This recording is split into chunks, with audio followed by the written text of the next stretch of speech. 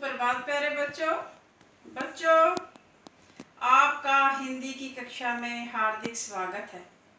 बच्चों, आज हम तुम कब जाओगे अतिथि पाठ का अध्ययन करेंगे, जो कि शरद जोशी द्वारा लिखा गया है। शरद जोशी एक व्यंग्यकार के रूप में बहुत ही प्रसिद्ध हैं। तो उन्होंने ऐसे लोगों पे इस पाठ के माध्यम से व्यंग्य किया है जो लोग दूसरों के घर में चले जाते हैं मेहमान बनकर और वहां से जाने का नाम ही नहीं लेते। तो ऐसे लोगों पे व्यंग्य किया। लेखक कहते हैं कि मेरे घर में भी एक बार एक मेहमान आ गए थे जो जाने का नाम ही नहीं ले रहे थे। तो उस घटना का वर्णन जो है उन्होंने इस पाठ के माध्यम से किया है कि क्या क्या हुआ था उस दौरान, मेरे मन में क्या क्या चल रहा था, उस मेहमान के साथ क्या क्या हुआ, उस दौरान क्या हुआ, उसका वर्णन इस पाठ में किया गया है। लेखक के घर पर 4 दिनों से मेहमान का टिके रहना। लेखक कहते हैं कि एक मेहमान जो आया 4 दिन तक टिके रहा, जाने का नाम ही नहीं ले रहा था। लेखक का परेशान होकर मेहमान के सामने कैलेंडर की तारीखें बदलना। लेखक ने कहा कि मैंने फिर कैलेंडर लिया और उसकी तारीखें बदलने लगा ताकि संकेतों के माध्यम से, इशारों से वो जो है मेहमान है वो समझ जाए कि अब मुझे जाना चाहिए, मुझे यहाँ पे आए हुए बहुत दिन हो गए हैं। कैलेंडर की तरीके बदलना। और अब लेखक कहते हैं कि मैंने एस्ट्रोनॉट से उसकी तुलना करना शुरू कर दी। मैंने दिन में सोचा कि जो एस्ट्रोनॉट्स होते हैं वो भी जब चांद पे जाते हैं तो कुछ ही घंटों में वापस आ जाते हैं। वो भी वहाँ पे ज़्यादा देर रुकते नहीं हैं। इतनी दूरी तय करके जाते हैं और कुछ ही घंटों में वापस आ जाते हैं। और ये मेहमान है कि जाने का नाम ही नहीं ले रहा। लेखक को अपनी आर्थिक स्थिति के डगमगाने का भय। लेखक इतना अमीर तो था नहीं, लेखक की आमदनी बहुत कम थी, उनकी आर्थिक व्यवस्था कमजोर ही थी। ठीक है, मध्यम वर्ग के थे वो। तो अपने जिंदगी जो है बड़ी साधारण तरीके से जी रहे थे। लेकिन जब वो मेहमान आया तो मेहमान के आने से बच्चों कुछ फॉर्मेलिटीज, कुछ औपचारिकताएं तो हो ही जाती हैं। जैसे साधारण भोजन हम खाते हैं, मेहमान के साथ तो हम कुछ औपचारिकताएं, कुछ फॉर्मेलिटीज करते ही हैं। तो लेखक ने भी उस तरह से औपचारिकताएं की, फॉर्मेलिटीज की, ताकि मेहमान जो है वो खुश हो जाए। लेकिन इसमें लेखक को अपनी जो जेब है वो लगा कि नहीं, वो उसको यानी कि जेब जो अपनी डगमगाते हुए नजर आई। उसको पर्स जो है वो ढीला होता हुआ, जेब ढीली होती हुई नजर आई। मेहमान के आगमन पर लेखक द्वारा स्वागत। लेखक ने बहुत अच्छा स्वागत किया मेहमान का। शुरू में उसने बहुत प्यार से स्वागत किया, चेहरे पे मुस्कुराहट थी लेखक के। लेखक ने जो दिन का खाना था, जो रात का खाना था, उसे डिनर में परिवर्तित कर दिया। यानी कि रात को साधारण खाना नहीं दिया मेहमान को 2 सब्जियां, रायता, मीठे व्यंजन, इस तरह से उन्होंने मेहमान की काफ़ी खातिरदारी की।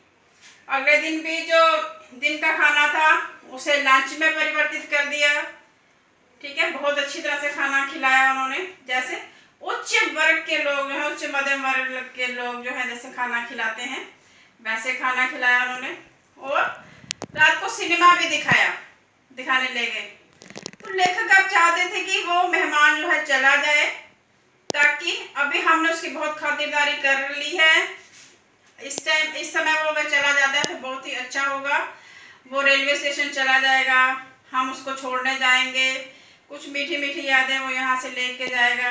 हम उसको औपचारिक रूप से हम उसको फॉर्मेलिटी करेंगे कि ठहर जाओ, और वो कहेगा नहीं अब तो जाना ही होगा, आपने बड़ी खातिरदारी की।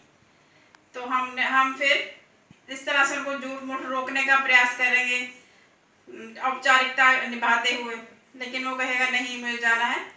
इस तरह से लेखक जो है सोच रहा था मन में, लेकिन ऐसा कुछ भी नहीं हो रहा था। वो मेहमान जो है वो जाने का नाम ही नहीं ले रहा था। लेखक द्वारा मेहमान नवाजी के चरम शिखर को छूना। लेखक जितना कर सकता था मेहमान नवाजी एज ए होस्ट के होने के नाते, उसने मेहमान नवाजी जो है मेजबान होने के नाते, मेजबान होता है होस्ट, मेजबान होने के नाते उसने जितनी मेहमान नवाजी करनी थी अपनी आर्थिक स्थिति के अनुसार, उससे कहीं बढ़ के की। ठीक है, अब वो चाहता था कि ये मेहमान जो है यहाँ से चला ही जाए तो अच्छा है।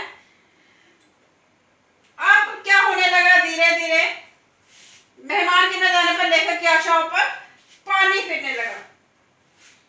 लेखक सोचता था चला जाएगा, लेकिन उसकी आशाओं पर पानी फिरने लगा, क्योंकि जो मेहमान है वो जाने का नाम ही नहीं ले रहा था।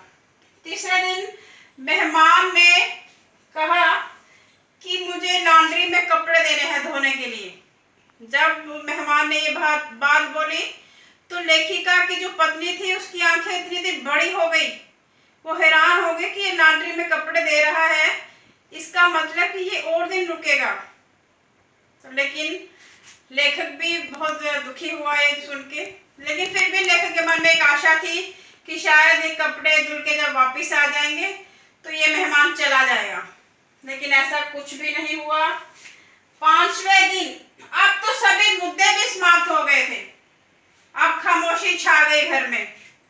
पहले लेखक की पत्नी उससे बातें किया करते थे मेहमान के साथ। बहुत से बातों के मुद्दे होते हैं बच्चों, कई बार हम लोग आपस में बैठे होते हैं तो बच्चों के बारे में, बच्चों की पढ़ाई के बारे में, महंगाई के बारे में, राजनीति के बारे में, तरह तरह की जो है बातें हम लोग करते हैं।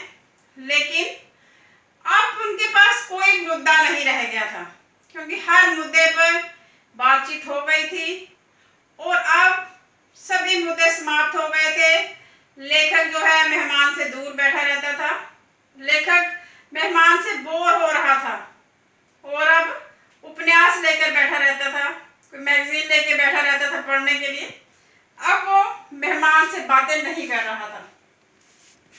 संबंधों में नीरसता आ गई, यानी कि जो लेखक है और जो मेहमान है उनके संबंध जो है वो उतने मधुर नहीं रहे जितने पहले थे। अब लेखक उसे घृणा की नजरों से देखता था कि ये चला ही जाए तो अच्छा होगा। अब ये हुई, अब सारी सीमाएं जो मेहमान नवाजी की जो उनकी बड़ी खातिरदारी हो रही थी उसकी ऊष्मा जो है वो कम होने लगी।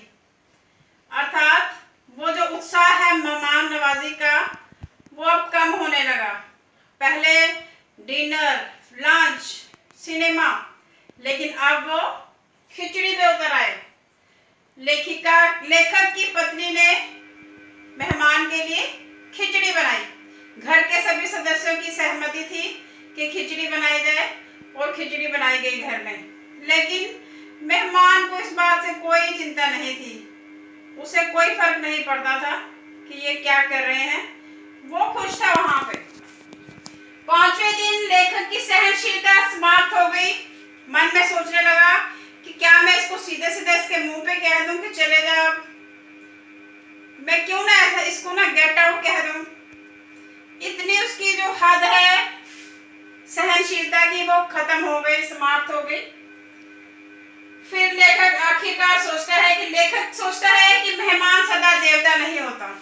लेखक कहता है, अंत में लेखक सोचता है कि हमारे भारतीय समाज में कहा जाता है कि अतिथि देवो भव, अर्थात अतिथि मेहमान देवता के समान होता है।